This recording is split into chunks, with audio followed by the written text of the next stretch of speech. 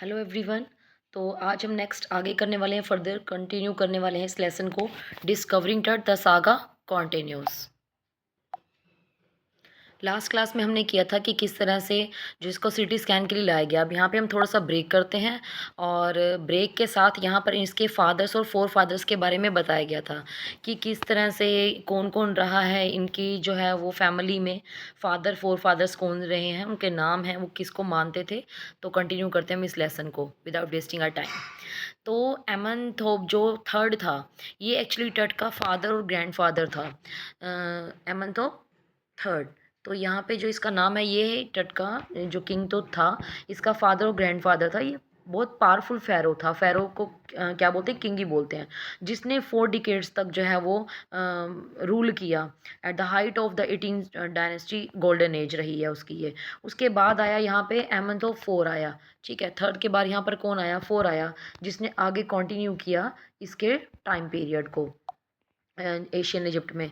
तो अब ये जो न्यू फ़ैरो था यानी कि एमनथोप फोर, पहले कौन आया, एमनथोप थर्ड आया। एमनथोप थर्ड कौन था, उसका ग्रैंडफादर था मे बी।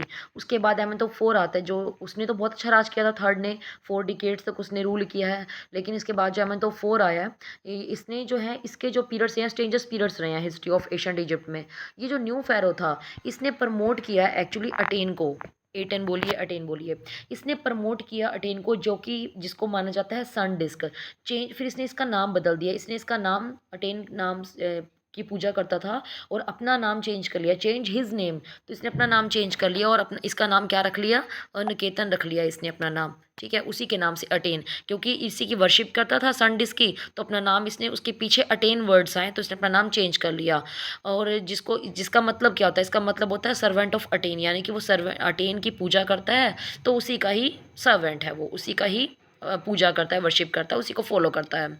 फिर उसके बाद इस तरह से उसने जो अपनी जो कैपिटल थी उसको भी रिमूव कर लिया from the old city of Thebes to new city of, उसका भी नाम, कैपिटल का नाम भी क्या रख लिया, अनकेटन, जिसको अब आज हम अमान नाम से जानते हैं।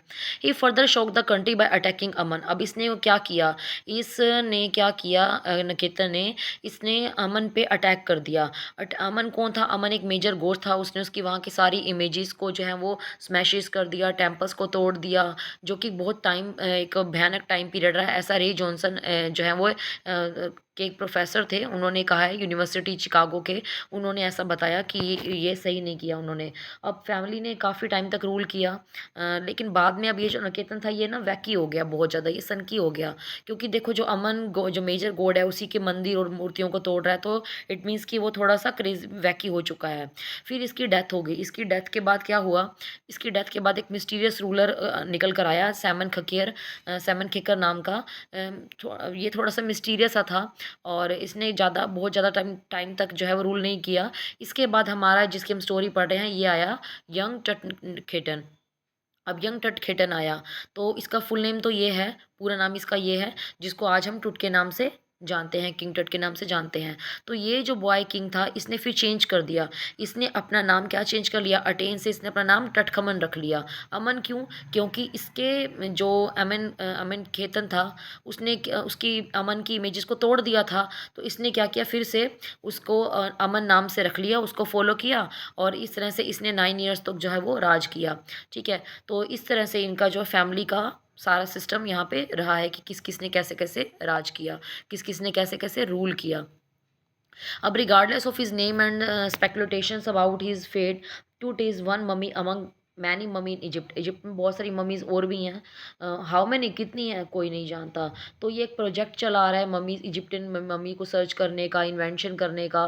तो ये शुरू हुआ था 2003 में और लगभग 600 जो हैं वो रिकॉर्ड कर ली गई हैं इस तरह से, और अभी भी काउंटिंग कंटिन्यू है।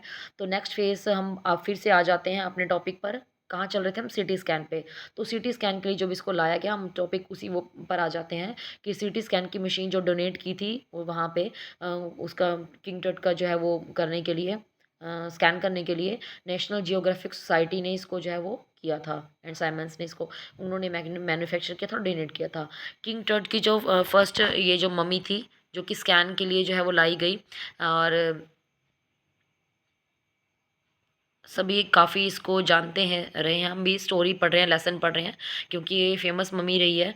अब सिटी स्कैन की जो है वो मम्मी को सिटी स्कैन मशीन को तैयार किया गया, मम्मी का स्कैन किया गया हेड से टो तक। लगभग 1700 डिजिटल इमेजेस जो हैं वो क्रॉस सेक्शन की गई, जिनका स्कैन किया गया। उसके टट उस किंग टट के हेड से लेकर टो तक हर एक पार्ट का 0.62 मिलीमीटर्स में स्लाइसेस में कट जो है वो रजिस्टर करके उसका पूरे स्ट्रक्चर का हर डिटेल निकाली गई, उसकी बिल्कुल एक्यूरेट डिटेल्स निकाली गई स्कैनिंग करके। और इस तरह से हमारे सामने काफ़ी सारी इमेजेस निकल कर आई। बहुत सारे जो हैं वो बुलाए गए इसके अंदर, टेक्नीशियंस बुलाए गए, रेडियोलॉजी बुलाया गया, फॉरेंसिक वाले बुलाए गए, एनाटॉमी वाले बुलाए गए, सब की अपनी एक पूरी प्रॉपर टीम थी। और इस जो गिल्डेड जो है वो मम्मी का जो है वो किया गया, स्कैन किया गया। अब स्कैन वाली नाइट को होता क्या है, अब देखिए थोड़ा सा वर्कमैन लेकर आते हैं किंग टूट की टोम से उसके बॉक्स को लेकर आते हैं। और जैसे वो रैंप के थ्रू आगे स्टेयर्स पे उसको लेकर जाते हैं, तो उस टाइम क्या हो रहा था, क्योंकि मैंने आपको बताया था डेजर्ट एरिया था, तो वहाँ पे सारी सैंड बहुत ज़्यादा उड़ रही थी। सैंड उड़ने से क्या हुआ था, जो अब उनको फ़ैन चाहिए थे, तो जो स्कैनर की मशीन थी और जो वो था वहाँ पे सैंड उसमें फंस गई। ठीक है, फिर फैंस मंगाए गए, प्लास्टिक फैंस मंगाए गए, तो वो चलाए गए। $1 मिलियन स्कैनर था ये, बहुत कीमती था, महंगा था उस टाइम के हिसाब से। तो फिर कूलर फ़ैन चलाए गए। तो लोगों ने कहा कि इतनी सारी प्रॉब्लम्स हमें फेस करनी पड़ रही हैं, तो ये ज़रूर इस फ़ैरो को जो है वो कर्स है, ऐसा एक गार्ड ने जोक करके बताया। अब इसके बाद आगे करते हैं। Eventually the substitute fans work well, लेकिन जो सब फैंस मंगाए गए थे, कूलर फैंस मंगाए गए, उन्होंने काफ़ी अच्छे से काम किया और हमारा प्रोसीजर जो है वो फिनिश हो गया। प्रोसीजर फिनिश हो गया, तो जब सारा डाटा चेक करते हैं, ये देखते हैं कि कोई डाटा हमारा लॉस नहीं हुआ है। सभी टेक्नीशियन ने सभी उसको टर्न किया टट ओवर टू वर्कमैन। फिर टेक्नीशियंस ने किंग टट की बॉडी को, किंग टूट की बॉडी को वर्कमैन को जो है वो सौंप दिया वापिस से, और वो उसको वापस बैक टू हिज टोम लेकर चले गए। वापस दफनाना भी तो था, ये थोड़ा ना उसकी मम्मी बाहर ही घूमती रहेगी, तो उसको वापस लेकर जाते हैं वो। और फिर उसकी जहाँ से उसके कॉफिन से रिमूव किया गया था, वापस उसके पीस में दफना दिया गया उसको फिर से।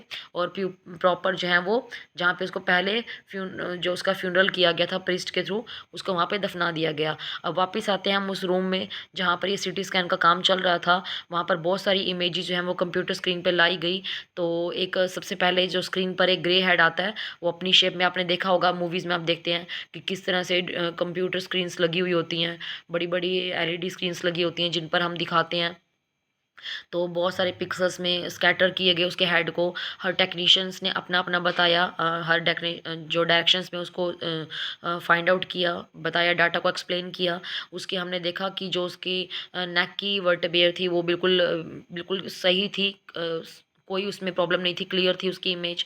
उसके बाद हैंड पर आते हैं, रिब केज पर आते हैं, पूरे स्कल का जो करते हैं वो ट्रांजैक्शन करते हैं, हर चीज़ बिल्कुल सही होती है। लेकिन अब सारा प्रेशर ऑफ हो गया, और लास्ट में जो जाही अवाज जो सेक्रेटरी थे एंटीक्विटी के उसके, तो वो लास्ट में रिवील करते हैं कि कुछ भी गलत नहीं हुआ। और वो कहते हैं कि मैं जो है वो लास्ट नाइट बिल्कुल भी सो नहीं पाया, क्योंकि आपको पता है एक इतने साल पुरानी 3300 ईयर्स एगो जो है वो पुरानी मम्मी को निकाल के उस पर रिसर्च करना, सिटी स्कैन करना, ये वो सबकी रिस्पॉन्सिबिलिटी होती है। जो उसको फाइंड आउट करता है, डिस्कवर करता है, जो स्कैन के लिए लाता है, जो एक्से वाला, हर एक जो है वो डिपार्टमेंट की, हर एक पर्सन्स की, ऑफिसर्स की, वर्कमैन की, सबकी रिस्पॉन्सिबिलिटी बनती है कि वो इसको बिल्कुल सही सलामत, क्योंकि रॉयल फैमिली से बिलोंग करता था।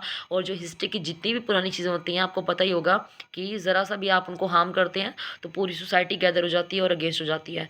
तो ये बहुत एक टेंशन वाला काम होता है। जाहिर आवाज़ कहते हैं कि मैं एक सेकंड के लिए भी नहीं सोया हूँ और मैं बहुत परेशान था, लेकिन अब मैं आज सब काम सही से हो गया है, तो मुझे लगता है कि मैं ठीक से सो पाऊँगा और मैं अब जाता हूँ।